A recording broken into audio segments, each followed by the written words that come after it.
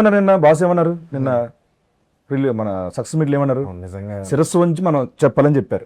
అలా చెప్పమని నీట్గా ముందుగా నేను ఆయన బాస్కి చెప్పు కాదు నిజంగా నేను హ్యాపీ. నువ్వు ఒకవేళ అక్కడ ఉంటే సక్సెస్ మీట్లో ఉంటే మేబీ సత్య చాలా బాగా చేశారు పక్కన నుంచి పెట్టుకుని మాట్లాడేవాళ్ళము. షూటింగ్ అయిపోయింది అప్పటికే. అయిపోయి ఆయన మాడే టైంకి నేను లైవ్ చూస్తున్నాను. నిజంగా లైవ్ చూస్తుంటే నాతో మాడుతున్నట్టుంది ఆయన. అవును, నువ్వు నన్ను చూస్తున్నావు అని చెప్పి నన్ను అడ్రస్ చేశారు. నాకు నిజంగా నేను చిన్నప్పటి నుంచి అంటే చిన్నప్పుడు నాకు తెలిసి వెళ్తే మామూలుగా అందరూ ఫ్యాన్స్ ఉంటారు, చాలామంది ఫ్యాన్స్ ఉంటారు, బోల్డ్ మంది ఆయన కలిసి ఉంటారు. చూసినప్పుడు నేను చిన్నప్పుడు మా ఇంట్లో వాళ్ళు చెప్పేవారు, చిన్నప్పుడు చిరంజీవి గారు కనపడితే నేను సీట్లోంచి లేచి ఇలా ఇలా ఇలా ఇలా అంటూ ఉండేవాడిని, రియాక్ట్ అయ్యేవాడిని. అలాంటి వాడిని నేను. ఆయన అంటే చాలా ఇష్టపడి ఒక ఆరాధ్య దైవం నాకు. నిజంగా ఆయన్ని వచ్చి కలిసినప్పుడే ఫస్ట్ ఉన్నప్పుడు అదే బోనస్ అనుకున్నాను నేను. అలాంటిది నాకు ఆయన చెప్పడం నిజంగా కళ్ళం నీళ్ళు వచ్చింది. నాకు చాలా ఫీల్ అయ్యాను. చాలా బాగా నాకైతే ఒక అచీవ్మెంట్ ఇది నిజంగానే. అది నిజంగా ఇది ఒక అచీవ్మెంట్ కింద ఫీల్ అయింది. అది మాత్రం ట్రూ. హానెస్ట్గా చెప్పేది ఏంటంటే నిజంగా నా మెగాస్టార్కి థ్యాంక్ యూ సో మచ్ అండి. సార్ ఎందుకంటే ఇన్స్టాగ్రామ్లో అక్కడ ఉండడు, ఉన్నా కూడా వేరే. ఇప్పుడు మన సత్య ఏడి పాపం డాడీ తనకి రావాలంది, నాతో ఫోన్లో మాట్లాడు, అది ఇంట్లో వాళ్ళందరినీ తీసుకొస్తాను అన్నాడు. అవును, కానీ షూటింగ్లో పాపం బిజీగా ఉన్న వల్ల అయిపోయాడు. ఇవన్నీ నేను కూడా పిఆర్ చేశా. అక్కడ చేస్తే ఆయన సత్యతో మైక్లో మాట్లాడి ఏంటండి కాదు ఇప్పుడు నేను చెప్పబోతున్న షూటింగ్లో ఉన్న ఇరుకున్నా ఎవరు చెప్తారు? పైగా నేను కూడా ఫేక్గా కాదు, ముందు రోజు రాత్రి ఆయన వస్తారు నెక్స్ట్ డే అంటే మీ ఇద్దరం కూర్చుని చాలా ఎక్సైట్ అయ్యి ఇలా చేద్దాం ఇలా మాట్లాడదాం అన్నీ అనుకున్నాం. బట్ అన్ఫార్చునేట్లీ దానికి కుదరలేదు. దీనికి కూడా ఎందుకని పిఆర్ ఎందుకని అంటున్నా, వీడు ఒకసారి చరణ్ అన్నయ్యతో ఎక్కడి నుంచి ఫ్లైట్లో వచ్చాడు, నాకు అది పెట్టాడు, చాలా బాగుందిరా ఇది షేర్ చేసి, నాకు అకౌంట్ లేదు కదరా అన్నాడు.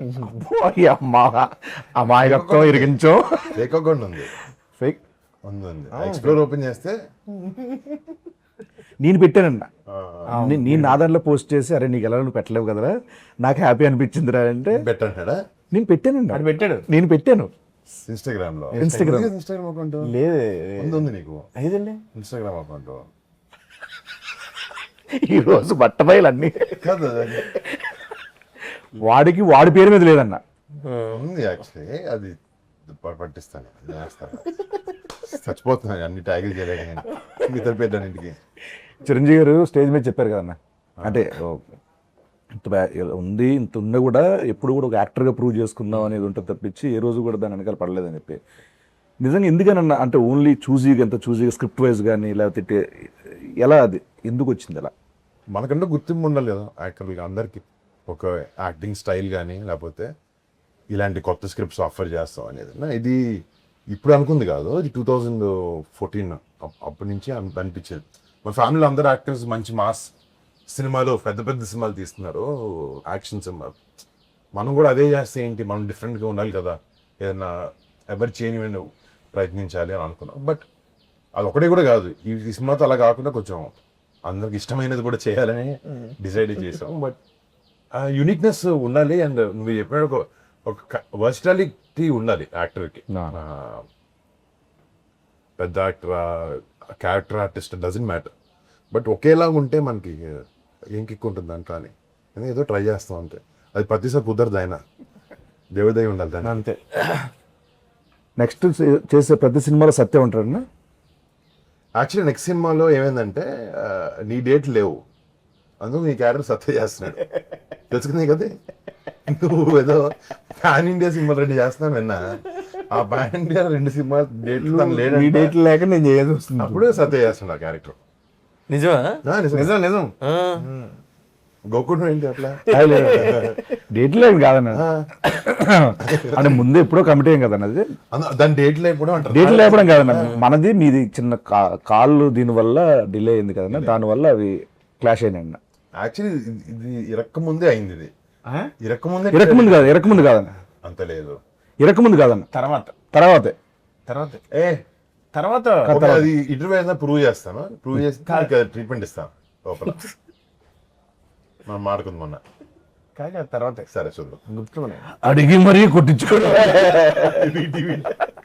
అయితే మన సినిమాలో రితికా నాయక్ తన క్యారెక్టర్ అన్న, సో మీ కాంబినేషన్స్ కానీ ఇవన్నీ మీకు kind of good. Kind of good. Basic గా అమ్మాయి ఆ కొరియన్ అమ్మాయిలో ఉండడం, దాని డైరెక్టర్ నచ్చడం, అమ్మాయికి ఆ ట్రైడ్స్ ఉండడం చైత్ర వల్ల ఆయన పెట్టాల్సి వచ్చింది. Yeah. అంటే ఆ ఛాయలు ఉన్నాయని పెట్టుకున్నారన్నా లేదా ఎట్లా? ఆయన అడగాలి. అవునవునవును. కొద్దిగా అమ్మాయి మరి మెచ్యూర్డ్గా అంటే లుక్ వైజ్గా మెచ్యూర్డ్గా ఉండదు అమ్మాయి, కొద్దిగా ఇంకా చిన్నపిల్ల అనే ఒక మెంటాలిటీ ఉంటుంది. తనకి కొరియన్ ఫ్యాసినేషన్ ఉంటే బాగా సెట్ అవుతుంది, సూటబుల్గా ఉంటుంది అనేసి ఆ అమ్మాయిని అప్రోచ్ అవ్వడం. యా యాక్చువల్గా బాగా సెట్ అవుతాను. యాక్టర్స్ అందరూ చేశారుగా ముందు మళ్ళా. మీరే చేశారు అందరూ ఆడు బుల్రాజు, బుల్రాజు విటివి గణేష్ గారు తన్ని ఆడుకున్నాడు. బాగుంటది ఆయనతో. బుల్రాజు ఆడైతే అంటి పెట్టుకుని ఉండేవాడు నన్ను షూటింగ్ అంతా. Thank you so much and congratulations. Thank you. Korean Kanakaraju successful గా థియేటర్ రన్ అవుతుంది. ఇంకెవరైనా చూడకపోతే కనుక మీ ఫ్యామిలీ మెంబర్స్ చెప్పండి, మీ ఫ్రెండ్స్ చెప్పండి.